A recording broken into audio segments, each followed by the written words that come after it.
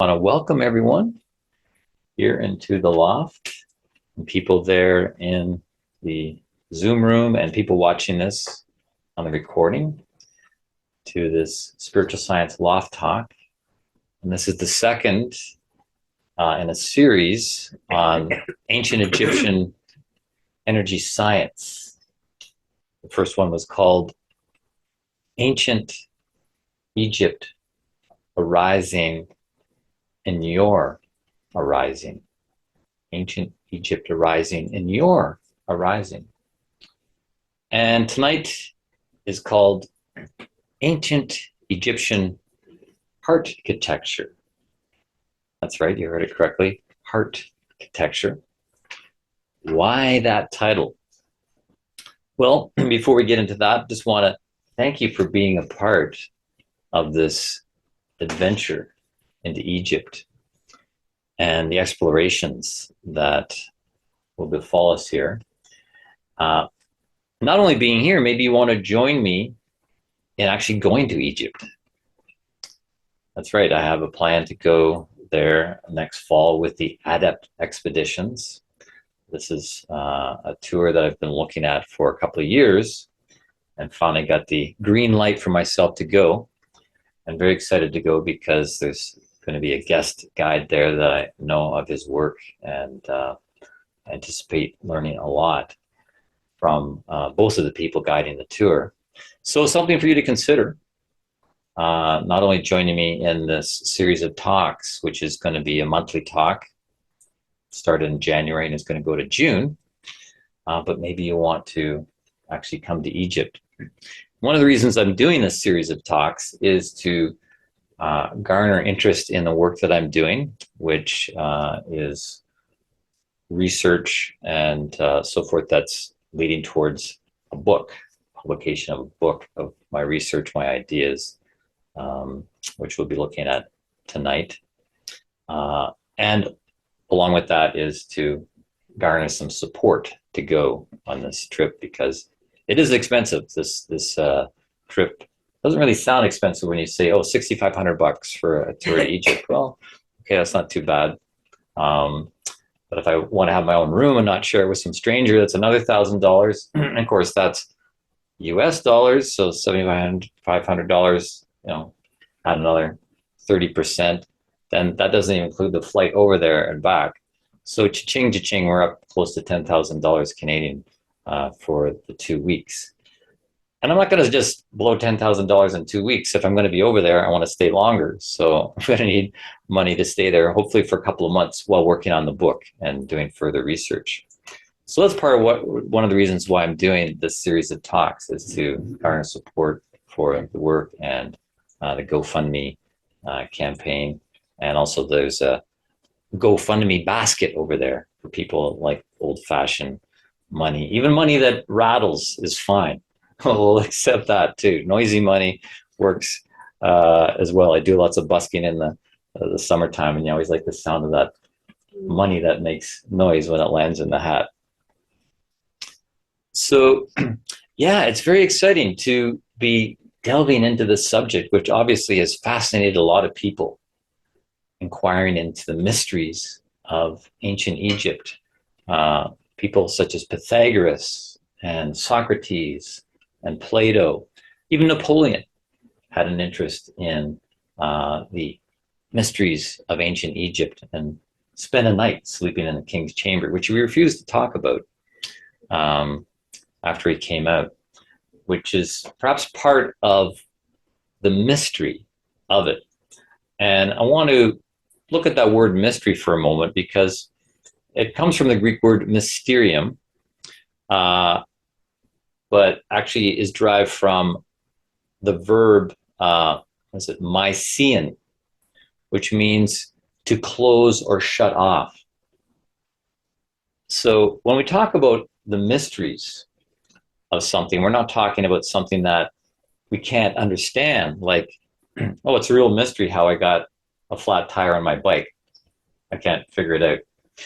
No, when we talk about the mysterium in the Greek sense of the word, we're really talking about something that's closed off as an esoteric secret or something that the senses can't really know about, and requires the development of capacities to penetrate into it so that you can understand it.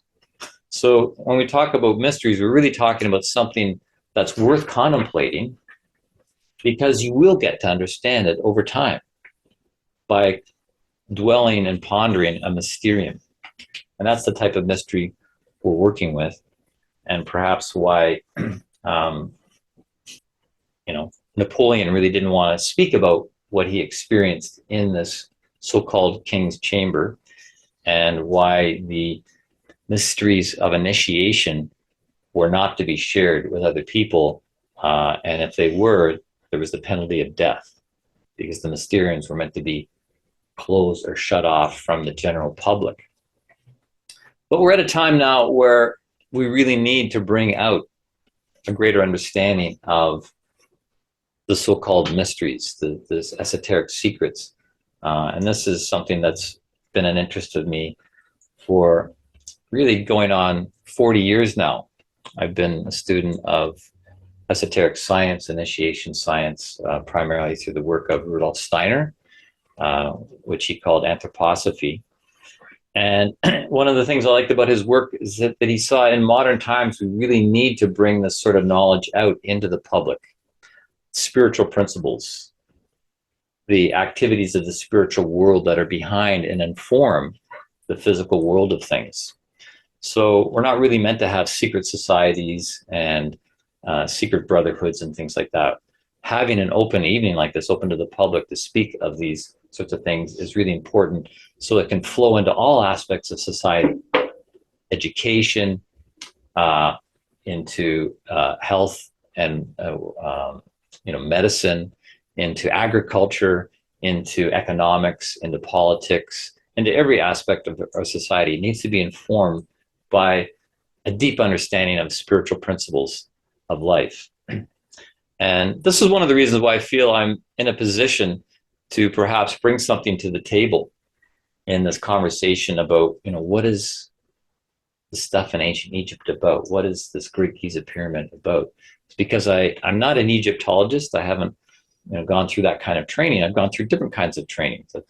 40 years of studying initiation science, and then I went on to become a Waldorf school teacher, which is based upon spiritual principles. And we've got somebody here tonight who went to the Waldorf school. I'm delighted you're here, and we'll see how some of these ideas resonate with what was given to you indirectly through the Waldorf education. Waldorf education doesn't teach spirituality, it doesn't teach religion, but it's couched within a spiritual understanding of what the human being is.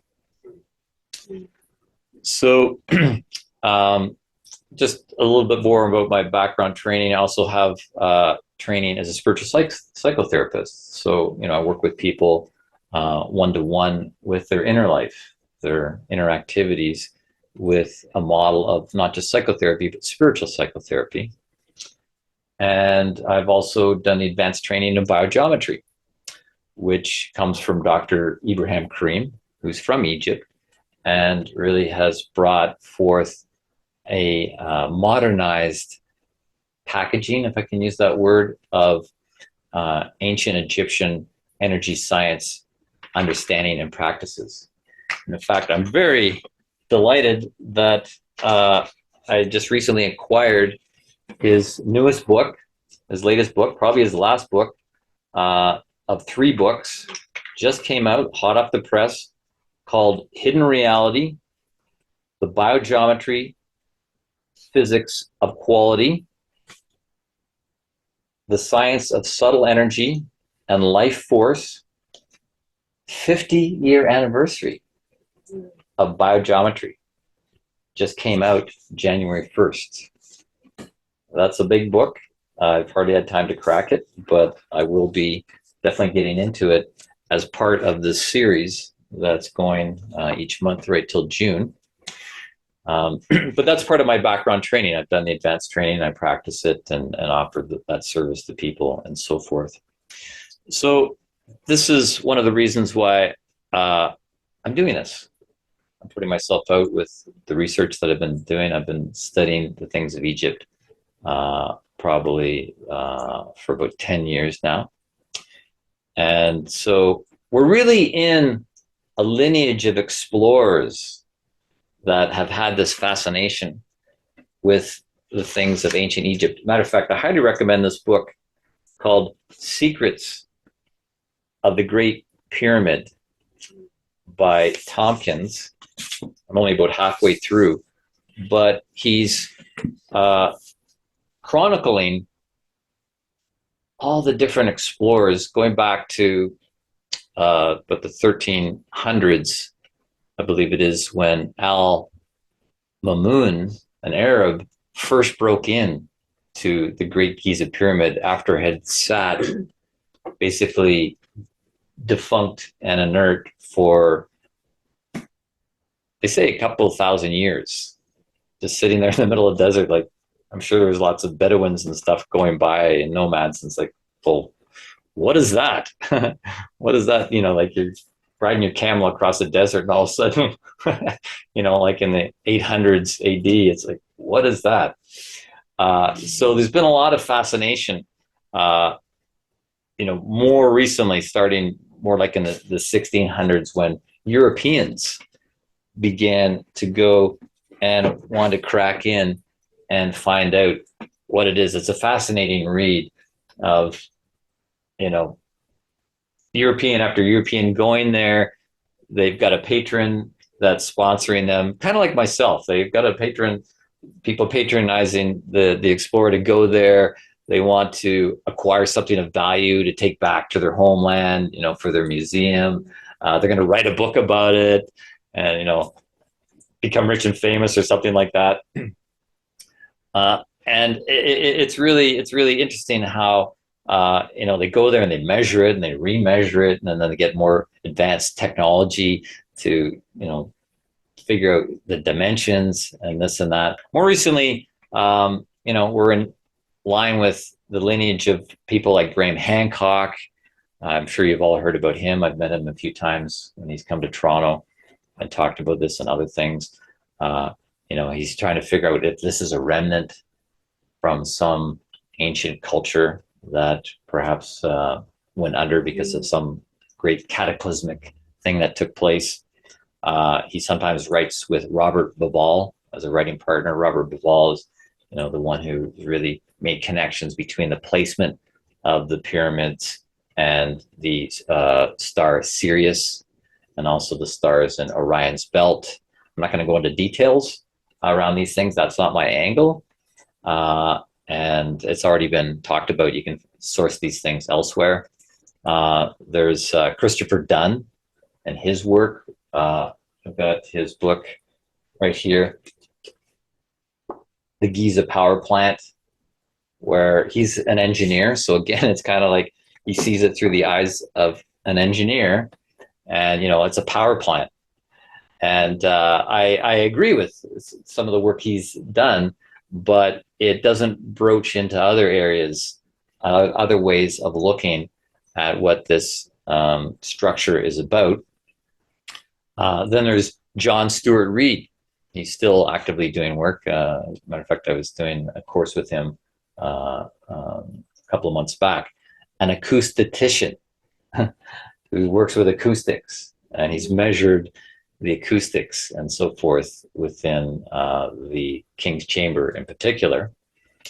Of course, can't forget Nikola Tesla, who at the age of 20 became very fascinated with the Great Giza Pyramid and became determined to understand what it was, and in fact made tremendous inroads into understanding it, looking at it as something that potentially can tap free energy and transmit it wirelessly. And then there's others. Perhaps you're familiar with the names of Robert Schlock and Robert Temple and John Anthony West. So here we are tonight, really in that lineage. I feel like I'm in that lineage of that. Maybe you saw the picture I had up on the screen of Indiana Jones standing in front of the pyramid. I kind of identify now as Indiana Jesse, and making my first trip to Egypt in this lineage of things. So yeah, the question is, what is this? What is this about? What is this thing about? Is it about its shape as a pyramid? Is it about the dimensions, the math that's built into this thing? Is it about its placement on the earth, where on the earth it's actually located? Or is it about what's went on inside? What about the guts of the thing and the mysteries around that? Or is it, as the mainstream narrative of Egyptologists say, simply a tomb for a king and a queen? More recently, there has been some, and I'll put up some slides in a moment, there has been some research. When I say recently, this was back in 2017, 2018, when a couple of different international groups went there and used meowography, which was new to me, meowography, but it's using particular particles of light, energy, long story short, to determine if there was still any cavities within this edifice. And indeed, they found 2 more cavities. A very large one on the same line as the King's Chamber, and a smaller void behind the entrance, the mouth of it. So what's in the big void and the small void? Well, I wouldn't dismiss that there is still to be found maybe somebody's mummy in the Great Giza Pyramid. This is still entirely possible. But as we begin to look at the other parts of the structure, we're going to see that this is by no means all that it is. It's not just a tomb for a dead king or dead queen. In fact, more and more in my work and in my thesis, I'm referring to this structure as multifaceted. So it's doing different things. Some aspects are multi-purposed. They might have been used in the construction of it and then repurposed for something else, such as initiation rituals. And it's also multidimensional, because we're multidimensional. The earth is multidimensional. There's different dimensions. And so the Great Giza Pyramid, as the quintessence of structures, is multidimensional and addresses the multidimensionality of the human. So what I'm doing here tonight is, in a way, workshopping an idea or ideas. I've got a bunch of ideas and they keep coming in like mosquitoes in the woods, just ideas attacking me. It's like, oh my God, too many ideas. But I'm trying to get them down on paper, and I'm very thankful for you to be here so that you can help me in the workshopping. So this is kind of a workshop mode to get your reflections, get your input, and so forth. Oh, I know what I was going to say. I was going to say that the reason I call the Great Giza Pyramid the quintessence of architectural evolution is because humanity has been working with structures for a long, long time, with mounds, building mounds, erecting menhirs, which are like standing stones, and that became refined into obelisks, which we see in Europe. Well, yeah, we see them in Egypt, but they've been taken to Europe. There's one in Paris, there's one in London, there's one in Rome, and there's one in New York City that were taken from Egypt. And so there's been an evolution that has arrived really at the Great Giza Pyramid, which is unparalleled. It's unique in what it contains.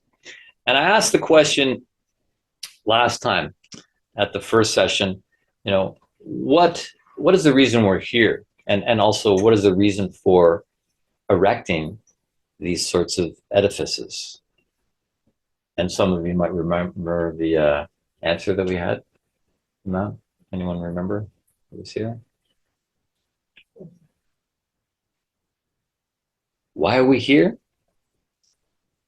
Because we're not all there. Consciousness.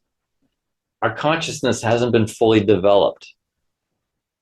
So really the purpose of us being here and the purpose of developing these externalized vertical structures is one and the same. It's about consciousness. It's about the evolution of consciousness and the acquisition of consciousness. And I just want to take a moment to reflect on this word consciousness, because it gets thrown around a lot these days. And, like, what do we mean when we say consciousness? Because, yeah, it's not just a thing. It's like I don't have consciousness in my pocket, or, oh, I left my consciousness over on the table there. Do you mind picking it up for me? It's really an active state of being. To be conscious is really an awakened state of being, which can get lost. We can gain awakeness, but then we can lose awakeness. This happens every day in the cycle of the day. We come awake in the morning, we become conscious, and then at the end of the day, we lose consciousness. We lose our verticality. We lie down in the bed and we lose consciousness. So that's kind of the default of a human. You wake up, you go to sleep, you wake up and you go to sleep. But if we're going to really come into the full potential of consciousness, it's something we have to cultivate. And this is what we're working on in the Vibrationist Foundation program, is the cultivation of the capacities for consciousness. Because you have to have capacities to have consciousness. Just like if you want to see, you need eyes. If you want to hear, you need ears. So we have to cultivate these organs to have more consciousness than just the default day-to-day type of consciousness that we're used to. So consciousness is something that's both a thing that's something we have to make an effort to acquire, but then it's also something that we're endowed with. When you make that effort, then it can come as an endowment. So it's important to understand, as we get into the Great Giza Pyramid and look at what was going on the inside, that there is something that was done as an effort, and then there was something that came as an endowment. And when I say coming as an endowment, that means kind of a waiting for something to come once you've done the preparation. And that's kind of what the Sphinx is all about, which I'll talk about later, not tonight, but we'll get into what the Sphinx is about. But the Sphinx is kind of in that waiting gesture. Like something's been done, something's being prepared for, something's been cultivated, and then there's this waiting of something to come in response to that. So really, in a word, initiation. It's the process of initiation that takes place where effort is made and then endowment is given.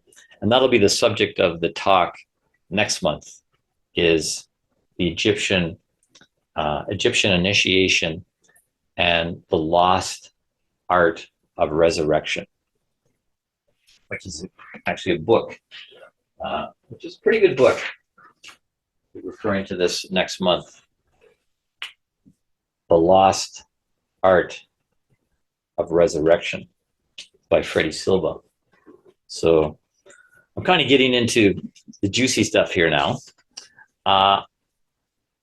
But why is it that there's no cohesive understanding of what the Great Giza Pyramid is? There's a lot of debate around it. There's a lot of division around it. There's like camps that are set up. You've got your mainstream Egyptology that says, this is just a tomb for king and a queen, period. That's it. And yet there's all these other little camps talking about this, that, and these different angles. Why is there no cohesive model that can include all of these things and give a complete picture? Well, part of the reason we don't understand what the Great Giza Pyramid is because we really don't understand what the human being is. If we understood more of what the human being is, we would be able to appreciate more of the construction and the details and the ingenuity of the Great Giza Pyramid. Title of the book that I'm working on, at least the working title, is The Key to the Great Living Pyramid of Giza. The Key to the Great Living Pyramid of Giza. So it's coming at it from, I mean, that might sound kind of strange, you know, like a living pyramid. How can a structure that's made out of stone possibly be alive? Well, that is the premise of my thesis. Because we look at it and we go, oh, well, this thing's made out of 2.5 million blocks, and it weighs like, 6 million tons. Like, that's just a pile of stones. How can that possibly be living? So, yeah, to come to a greater understanding of the human is going to help us come to a greater understanding of the Great Giza Pyramid. Because right now, what is our image of the human?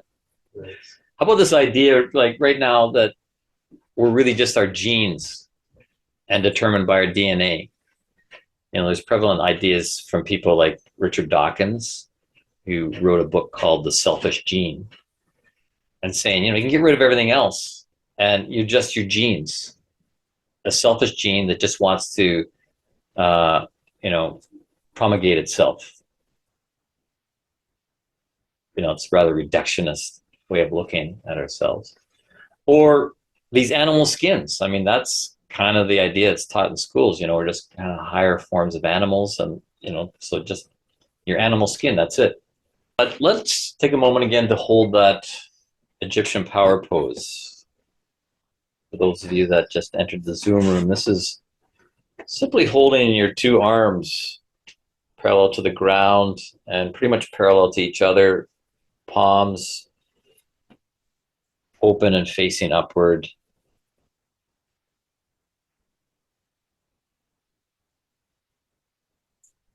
Just witnessing the quality of energy you feel in and around your body.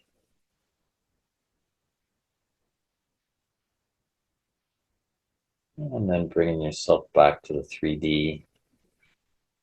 Anyone like to comment on the qualities they experienced in that? Please. So there's a charge, definitely. Almost feels like a slight pressure, maybe like an upwelling type of energy. And actually noticed it most significantly once I stopped and turned my hands over. I felt like there was this clear, like, downward movement, like a almost like just like a down, and I felt it around my head, my face the most. Very nice.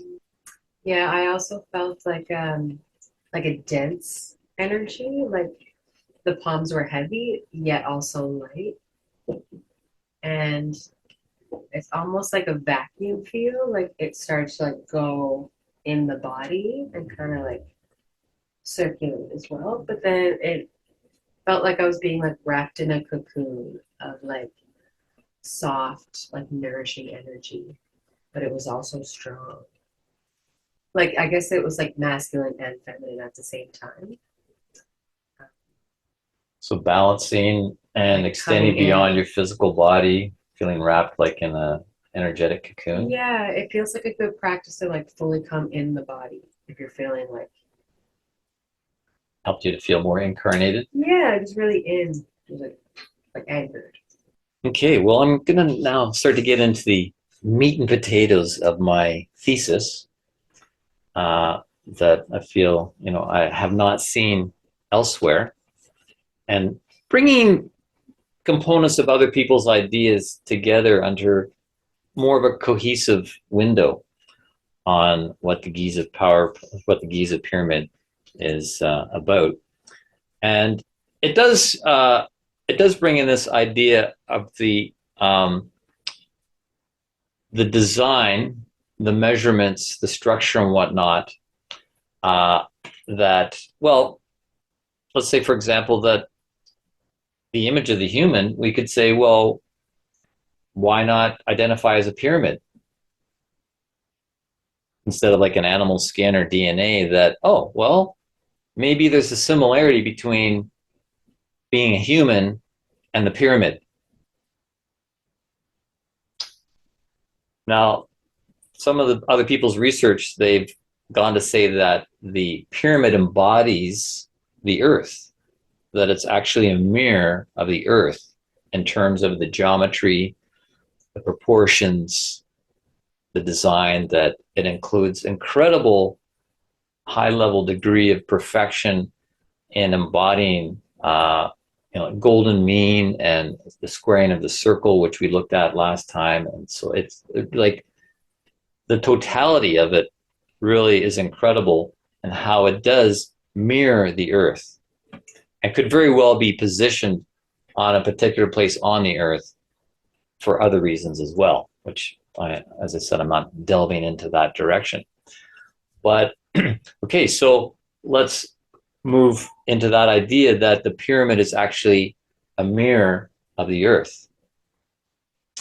Well, concomitant to that, we could also say perhaps the human is also a mirror of the earth. That the earth produced us out of the cosmos that surrounds this kind of egg of an earth, that we've been produced by the earth. We are of the earth. So we contain the earth within ourselves. Even though, the earth looks like a round ball and we look like, an animal skin. But no, when we penetrate into the mysterium, into the closed off area of the mysterium of things, we can maybe start to see the truth of that idea that the human being and the pyramid really are mirrors of each other.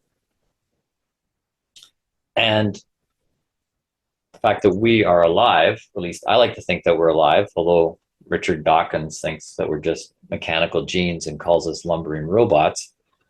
I don't go with that idea, but I feel that I'm alive on multiple levels, and so is the Great Giza Pyramid. At least once we get to the key, which is the name of my book, the key to the Great Living Pyramid of Giza. So, yeah, we're looking at how the one mirrors the other. And to go further into that, I'm going to introduce an idea that I learned through the work of Rudolf Steiner, but it actually goes back to the Greeks. And Plato spoke of the threefoldness of the human being, that we are threefold beings. And that's very clear in our physical anatomy, that we have this head, which contains a brain, which is like the headquarters of the nervous system that then circulates through the whole organism. So that's the first part of the threefoldness. The second part is in this chest area, where we have the heart and lung system, the circulatory rhythmic system that is housed primarily here, but again, it circulates throughout the entire organism. The blood and the gases in the blood and so forth circulate into the head, and then go into the limbs, and they go down into the abdomen where the organs are. And that is the third part of the threefoldness, is the metabolic reproductive limb system. But down here we have more of the doing in the metabolic reproductive limb system. Up here we have more of the thinking, and here we have more of the feeling realm. So, all right, I just made a bit of a leap there, moving from the physical aspects of a brain nerve system, a heart-lung circulatory system, and a metabolic, reproductive, generative system, to another dimension of our being when I mentioned thinking, feeling, and will activity, doing. So in the work of Rudolf Steiner, he refers to those three things, thinking, feeling, willing, as soul capacities. That within the physical structure, the physical housing, the physical pyramid, if you will, that has these threefold things, that is also a mirror of something on a higher dimension, the soul dimension, the capacity to think, to feel, and to will. But they need a physical housing and instrument that allows them to come through into the physical world, to do things in the physical world, to transform the physical world, to learn in the physical world, to be evolved through experiences in the physical world. So, yeah, this is one of the fundamental ideas to land here is the threefoldness of the human being as seen in the physical anatomy and experienced within our inner life. So there's an outer aspect and there's an inner aspect. And I just have to show you this lovely pyramid I picked up. This beautiful pyramid is actually threefold in its structure. So here we have the base of the pyramid. We have the middle section, and we have the cap of it. So we could say this is symbolic of the head region, the heart region, and the generative region on a physical level, but also our capacities for thinking, feeling, and willing. Everybody good with that so far? Yeah. So, yeah, looking at the anatomy of the human, now we're going to start to look at the anatomy of the Great Giza Pyramid. All right, there's Indiana Jesse. There's a lovely picture of the Giza Plateau, where there's not just the Great Giza Pyramid, but 3 larger ones, 3 smaller ones. But the crowning jewel in its uniqueness is the Great Giza Pyramid, which, take a look at this. Someone has overlaid on top of this diagram some of the inner structure. This is the entrance here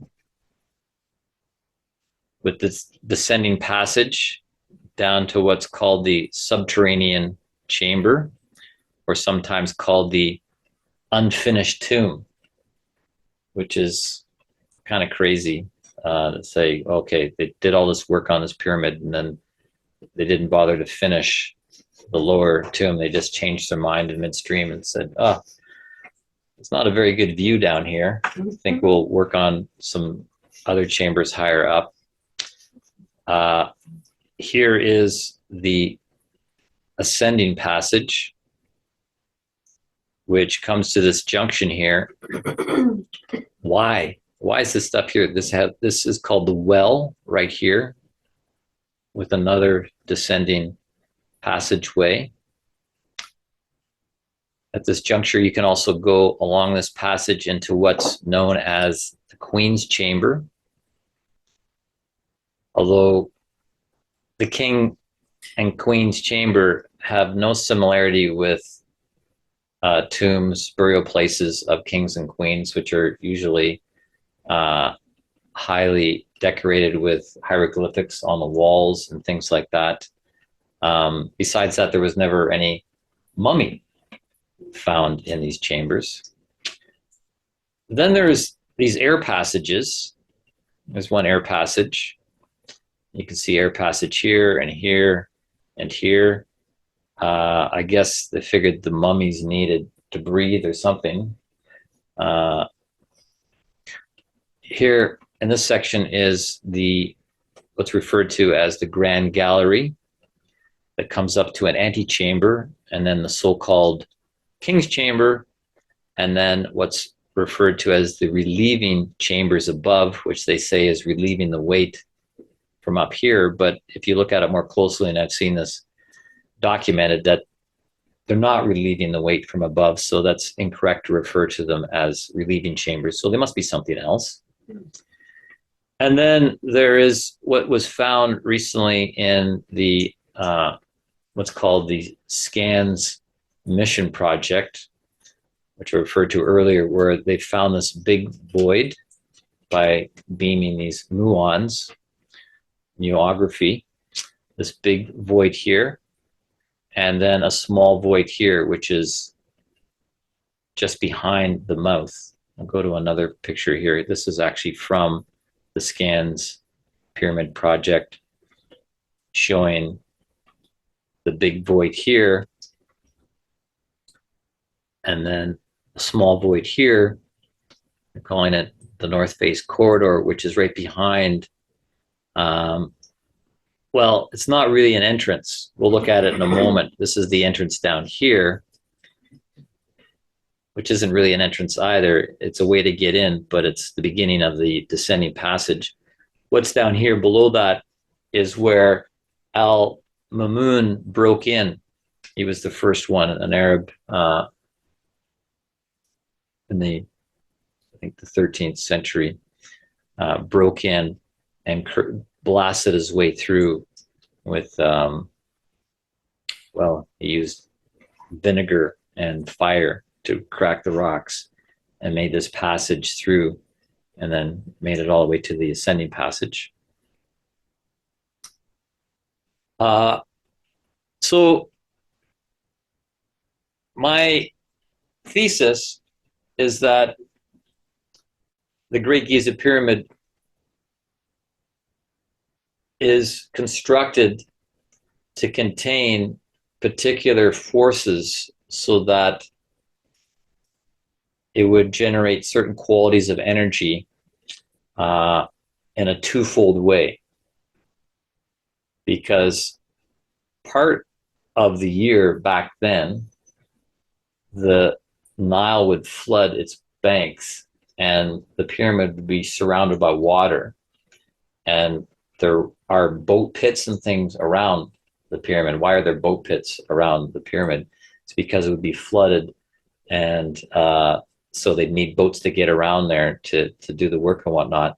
And they were directing water into the pyramid, and it would generate energy out to the environment. We'll talk more about that in a moment. So, but that's one half of how it was used, because it's multifaceted, multi-purpose. The other half is when the Nile receded and they could access it because it dried around there, and the interior was not being used in the way I just mentioned, but it became a place for initiation with very high quality energies for initiation, which I'll be talking about in the next talk in March. So back to my primary idea is that as the human is threefold, so is the pyramid. That down here in the lower part, where the River Nile was channeled in, this was really where metabolic activity took place. I mean, the River Nile was very much a metabolic activity, bringing in the flooding the plains with its black soil, which is where Egypt got its name. Was originally Kemet, Al-Kem, means of the black land, because it would be flooded with this black soil every year. And that, of course, was a metabolic activity. So down here is the metabolic generative area of the pyramid.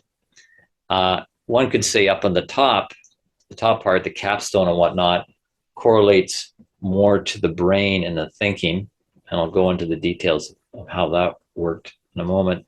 But in the middle here, in these chambers, we have the trunk region of the human being, which of course contains the heart and lungs. Well, we've got these air shafts functioning as part of the respiratory system where gases could come in and out. And these two chambers were not tombs, but are like chambers of the heart.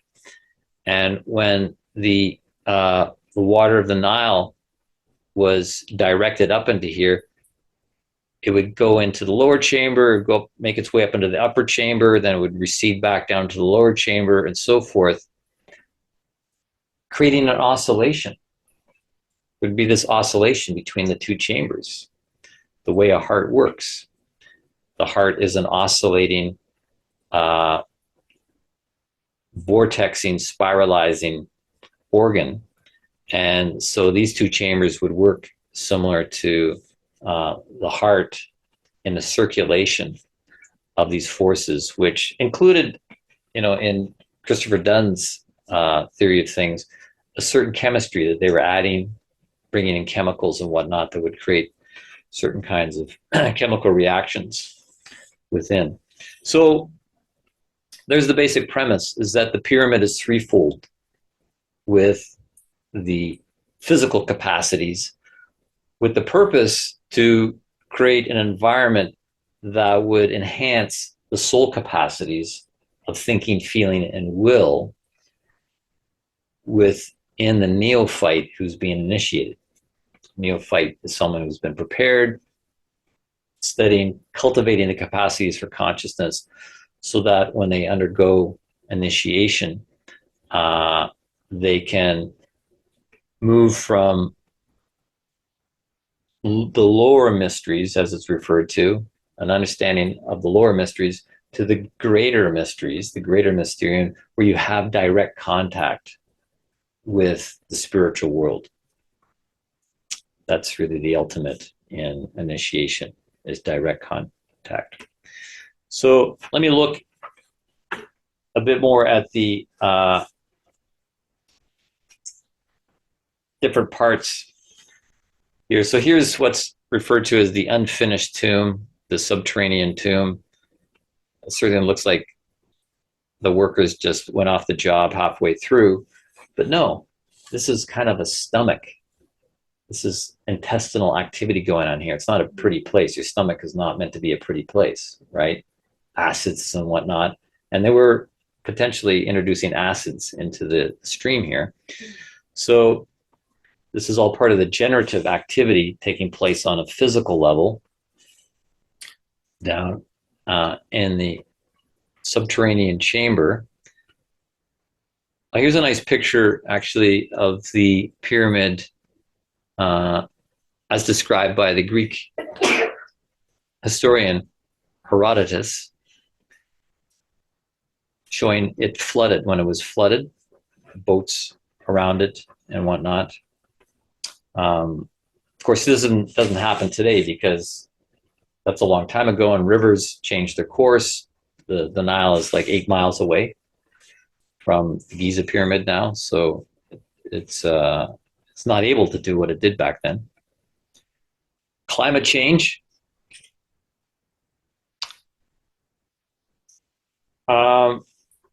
This is, well, I'll just call it what I think it is. I think it's the mouth. That these chevrons here really represent a mouth and an anus, because this is where things came in and things came out. And the pyramid's a very kind of primal, generalized, basic facsimile of the human being, or any kind of living organism. And the earliest, lower organisms, and some of them still today, the mouth and the anus are the same thing. That's not as weird as it might sound. It might be weird for a human to be that way, but a jellyfish, for example, its mouth and anus is the same place. And I believe the pyramid is designed in the same way, that things come in and out through the same entrance. It's the mouth, it's the anus, it's the nose. It's really, well, okay, I'll start to get into this, that the pyramid is doing yoga. It's in a state of doing a kriya, particular yoga position that is to intensify the energies.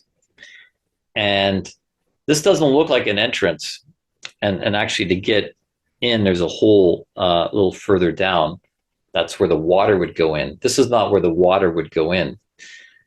This chevrons, it's sealed, and behind it is where they found what they call the smaller void, or north face corridor.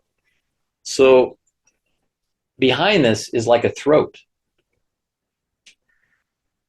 an oral cavity. And in yoga, there is a lot that one does with the tongue and the mouth and the throat to generate particular qualities of energy, particularly if you're chanting. So this is kind of in a particular gesture of chanting while energy is moving in. This is not where water moves in, but this is where energy would move in, because there's a vacuum behind this thing. And the chevrons would be moving the energy up into the capstone area and the heart area. And that's what the mouth is used for in yoga, is to direct prana, the different parts of the body. So this is almost looks like a Kachari mudra. The Kachari mudra is when the tongue is put to the roof of the mouth, so the energy is directed upwards into the head to awaken psychic centers. And the void behind it would be drawing in energy. So we're talking not just about physical stuff like water coming in, but we're talking about pranic energy, life energy.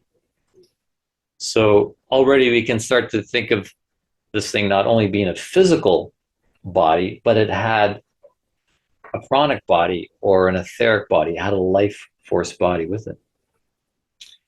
In this diagram, you can see where the chevrons and the void behind it is right on parallel with the so-called Queen's Chamber. So for some reason, they built it on that same latitude, and but directing the energy up. So here we come to the next feature. This energy could go in and up. Of course, the water would go up this ascending. And what is this about here? The Grand Gallery. Anybody want to take a guess how this in the anatomy of the pyramid would correlate to the anatomy of the human being? Is it the spine? Thank you.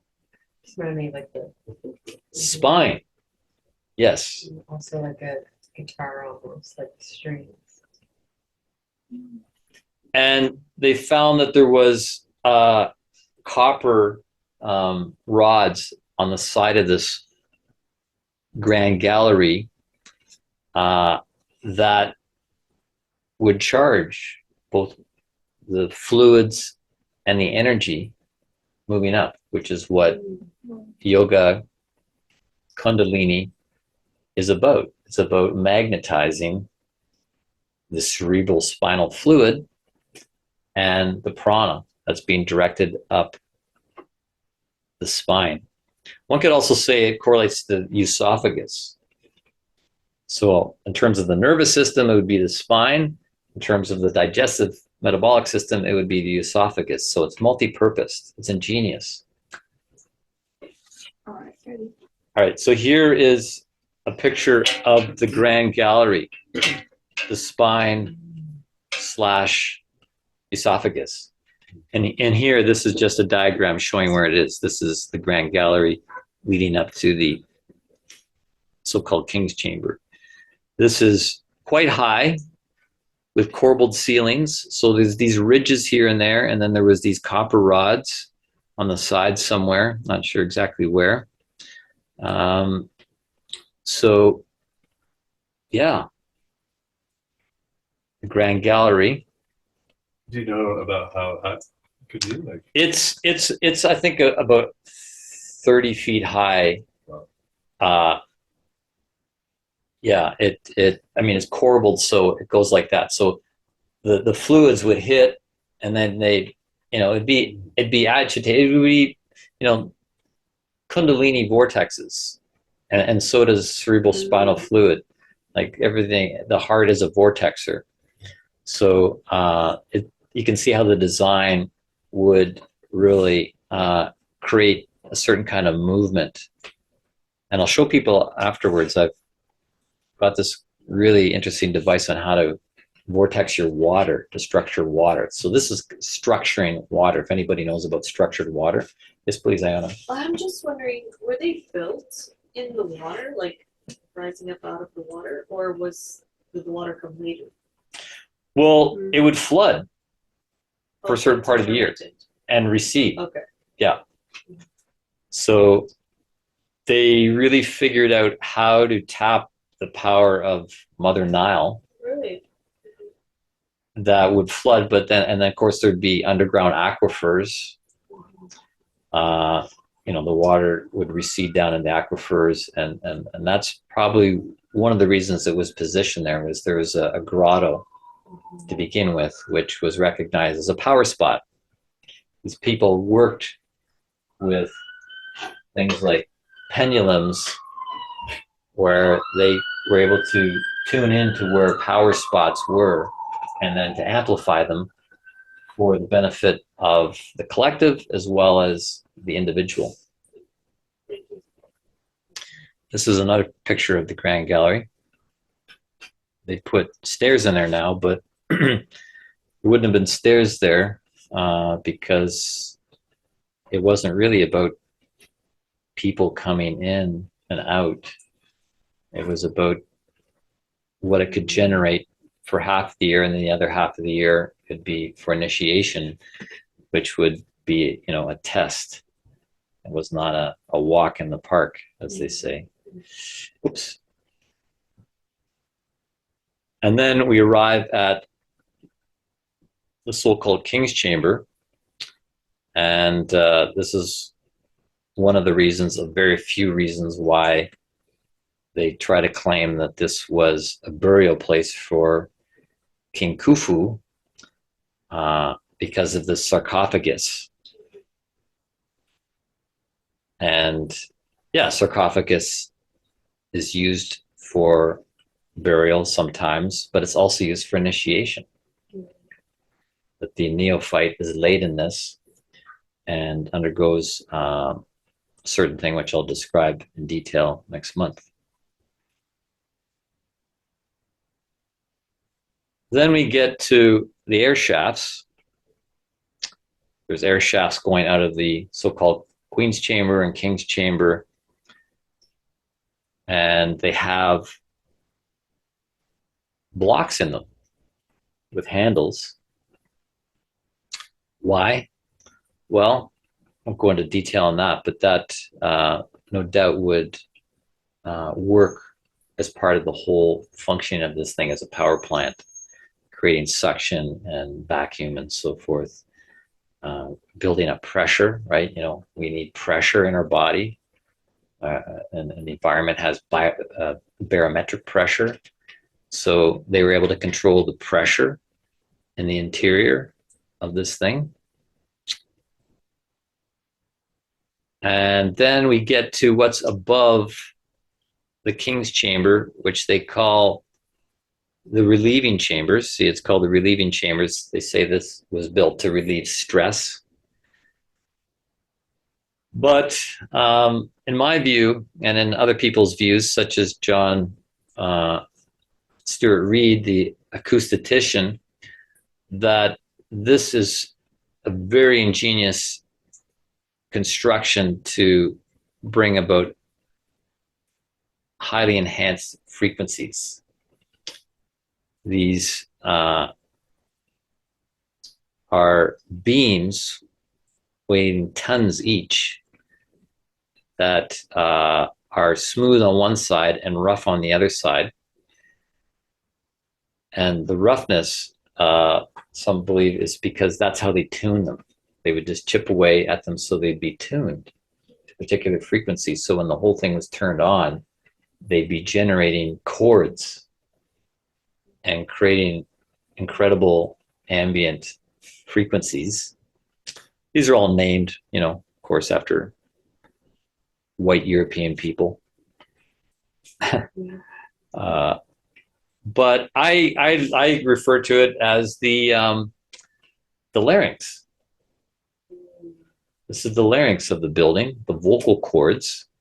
So when the pressure was turned on and air was moving through and through the air shafts, it'd be like blowing across a bottle. You would create this sound. And of course, that was also controlled by the mouth down at the entrance, that the mouth was holding a particular quality of sound, which I'll get to in a moment. Another feature, just go over again, I mentioned it last time, but this pyramid is not actually four-sided. It's eight-sided because each of the four faces is indented. From the baseline at the middle, it goes in about a meter. And they didn't recognize this until the 1940s when an Air Force pilot was flying over and taking a picture, and just the right time of day and time of year to catch the shadow to see that, in fact, it is indented. Why? Well, again, it's multi-purposed, multifaceted, multidimensional. But for one thing, it would reflect light differently. One face would get light, other face would get shadow. That in itself is a shift in energy, a shift in temperature, and adding to the oscillation and the frequency of this thing, which ultimately was like a heart that was beating, an oscillating heart. So all these things are contributing to the oscillation so that it has a pulse, and a pulse is needed for there to be life. So this thing was virtually alive with all these things combined together. When it was functioning, it was virtually alive. When I say virtual, it's not like, virtual reality on a computer. Say something is virtually this, it means it's borderline. It's bordering on something when it's virtually there. There's another picture of with 8 sides. Okay, now on to the brain aspect. We've talked about the generative aspects in the lower part. Talked about the circulatory and rhythmic aspect of the lungs and the heart. Now, what about the brain? Is there a brain? Well, we could talk about the capstone, which is gone now. Here's a picture of the pyramid. Somebody drew in what the capstone would look like. Some people ask if the capstone was made of gold, which of course would be very conductive to the ambient electrical field of the atmosphere. And that makes a lot of sense because down in the generative area, with the Nile being moved through and the friction and so forth, in Kundalini Yoga, you're generating magnetic forces in the lower aspect. When you do that kind of breath with Kundalini breathing, you're magnetizing the cerebrospinal fluid and the pranic energy. So, and the earth, has its magnetic field, whereas when I follow the electric universe people, if you want to study about how the universe is actually electric, you can look into their work. So gold would make sense that it's this capstone is directing in electricity from the universe. But it's more than that. We know that there's such thing as mechanical stress. When you have weight, a lot of weight on top of each other, it creates piezoelectricity. Piezoelectricity is created from mechanical stress of things. So the whole thing, because of its weight and all these rocks piled on one another, would be full of this piezoelectricity. And that's what the nervous system is, right? The nervous system that is housed, has its headquarters in the head, runs through the whole body, electrical impulses. So there's electrical impulses running through this. It's being generated by the weight of the rocks. But I believe the crevices between the rocks would actually be like nerve fibers. The rocks would be housing and generating piezoelectricity, but the movement of electricity would be in the crevices, which are very fine. So in a nutshell, this edifice not only had a physical body and was generating an etheric pranic field through the movement of liquids and so forth, it also had an astral body, which I'll talk about more in the next talk, which connected it to the planetary forces. It ultimately housed consciousness, that it could hold cosmic consciousness.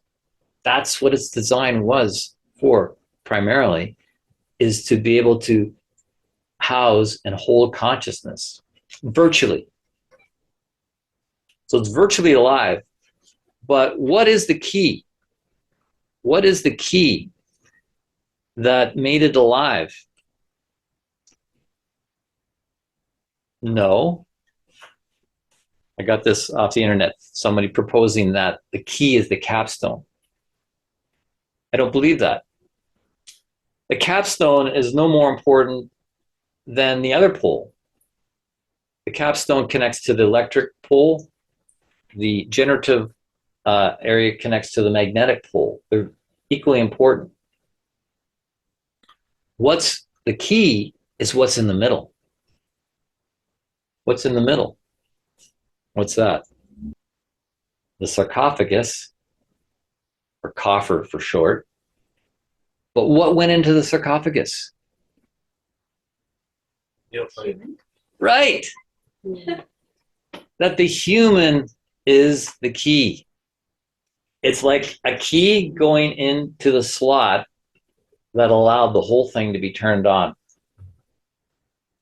With the consciousness of a prepared neophyte going into the slot, this design of the Great Giza Pyramid with all its perfection and all its multifacetedness, and the human, who's also threefold, this meeting would take place. The human is the key. And I can't say that big enough, that the human is the key. The human holds the key. Not only back then, but going into the future. And this Great Giza Pyramid is helping us to understand ourselves. And as we understand ourselves, we can now understand more of the Great Giza Pyramid. And the human then becomes really the pivotal thing where all these other theories and all these other digging around that all these other fantastic explorers have done all come together into one cohesive model of what the pyramid is, what the human is, and what the earth is.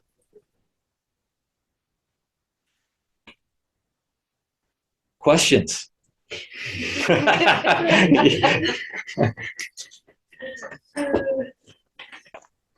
Question. So, is the initiation, would it take the person's life? Is it an ultimate initiation? Very good question. And I'm going to go into detail about what initiation looked like in the Egyptian time and then subsequently in the Greek time, and what it needs to look like in our time. This is one of the saddest parts of our civilization, and why it's spiraling down the tube potentially, is because of the lost knowledge and wisdom of the past. It's overshadowed by our glittering technology of the present, but we need to bring the two together. Very important that we understand that lost knowledge and the lost art of resurrection. What that looks like for a spiritual being having a human experience in modern day and time. Now, I'm going to Egypt, but it's not like I'm going to go and get initiated in the Great Giza Pyramid. Although Plato was, Socrates was, Pythagoras, those guys went and lived in Egypt and took the initiation with Egyptian priests during that time, but that's all kind of been lost. And to a certain extent, that way no longer is appropriate to modern times. And I'll get into that next week too. So, thank you for that question, Talasi. A closing piece here I want to do, because when we're done here, I'm going to demonstrate how to structure your water through vortexing it. Mhm. And they suggest that you vortex water and keep it in your fridge, because the structured water will emit a field that will, in fact, keep your food in the fridge fresher longer, because it's exposed to a cohesive field, not a chaotic field. And this thing of vortexing is an important thing to come to, because the universe functions in its livingness. It expresses itself in vortex everywhere. And I won't get into the nature of a vortex. We do that on the Vibrationist Foundation course. We work with vortexes and study them. But something Rudolf Steiner said, very important. He said, well, it's the most important thing for humanity to stop thinking of the heart as a pump. Mm-hmm. To think it's some mechanical pump that you've got in your chest. He said, for you as an individual to evolve properly, and for humanity to evolve and flourish properly, we have to get away from this modern Western scientific idea of the heart as a pump. And well, first of all, it's multidimensional. The heart has a physical aspect, but it has an etheric aspect. I showed this to people last time I did a course in California a few years back called the etheric heart. There's also the heart as a soul, as a soul presence. We talk about the heart and soul of something. So, there's a connection between the heart and the soul. And then it becomes the place where our spiritual nature can really land. And Steiner says it's the warmth of the blood that is the vehicle for the self. The warmth of the blood is the touching down point for the spiritual self. And this is one of the reasons why the heart is a vortexer. It spirals the blood.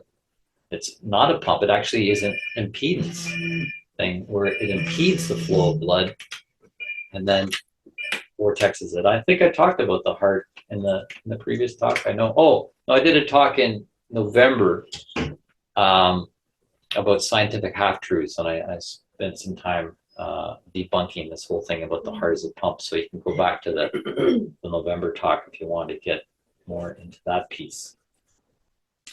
But ultimately, what happens in the soul of the pyramid, and therefore within the soul and the heart of the neophyte, is spiritual fire. Well, actually, more precisely, soul fire. Because there's three kinds of warmth. We all know what physical warmth is. Hey, David. Welcome, welcome. We all know what physical warmth is. It's warm in here right now. Your body's warm.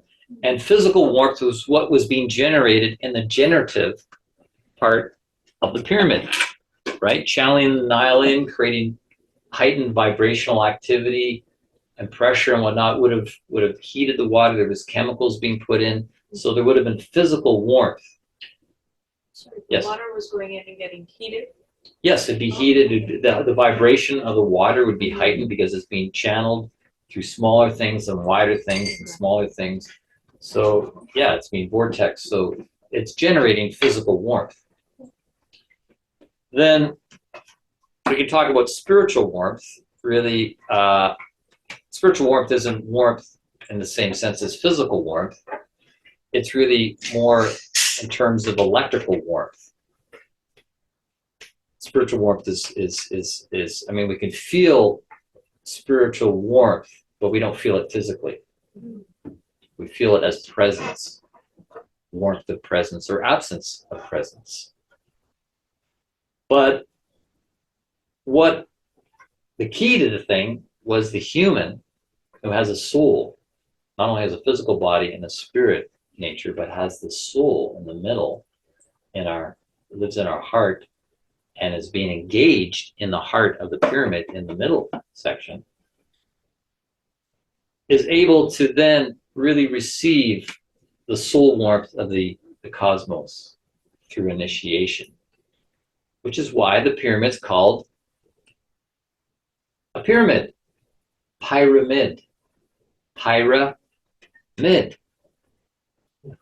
Fire in the middle. To produce fire in the middle of the macrocosm and fire in the middle of the microcosm of the human. When it went through initiation and was able to then connect with what the Hindu people call the Agni. Agni, the primal fire of existence, coming to life within the human as the key in the slot of the pyramid, so that the pyramid was virtually alive and had consciousness within its bodies and sheaths. The piece that was missing to make it really magical was the fifth element, which is the human's heart or the soul. And that's the fifth element. Thank you. In everything. And your comparison with the pyramid as being alive, it is alive. Everything from my perspective is alive. It's the matter of frequency and vibration. And it's just, this. So in a sense, rocks are alive. They are from a alive. certain Everything perspective. is. So right? the pyramid is as well, right? And it's built as a power plant and the technological device for energy harnessing and all of that. But to really activate it and become that magnetic, omnipotent construct. Yes, omni. It's really just the missing is the fifth element, which is the Right. soul. It's the heart. The human It's the soul. as the key The element. to it That's all. right. Yeah. Yeah. So I like that idea. I didn't see it coming in the beginning though. Yay! Surprise! But now it makes the whole picture round. And hopefully the picture of yourself has Yeah. been elevated as Absolutely, well, which yeah. is what humanity's struggling with, right? Is the picture of ourselves gone from being divine beings to now just a bag of bones and chemicals that if you took to the chemist, you'd probably get less than $10 for. And just as a little Yeah. teaser, if you think about the transmutation breath or yogic breathing and you look at the mouth of the pyramid, there's just that one area with the chevrons where it's sealed, but there's a void behind it. And think about how that would function as a transmutation breath, creating a quality of sound and frequency, like even a toning, even an oming, that the pyramid was oming. I'll get into that next time. It's ingenious. Okay, I just gotta say, like, the whole talk, as you were going along, I was like, yep, okay. And then when you said the human was like the key, ever since then, I feel like my brain has just been exploding. And like new pathways, new visions, all these things are opening up. You're welcome. And then now I'm saying like the pyramid is oming, it's just like, oh my God. It's so exciting. And I feel like the fact that you're gonna write a book and that other people can just tune into what we tuned in today, already that can just like open up so much for humanity. So I really support what you're doing. It's really cool. Yeah, thank you for that affirmation. I love blowing people's minds. Awesome.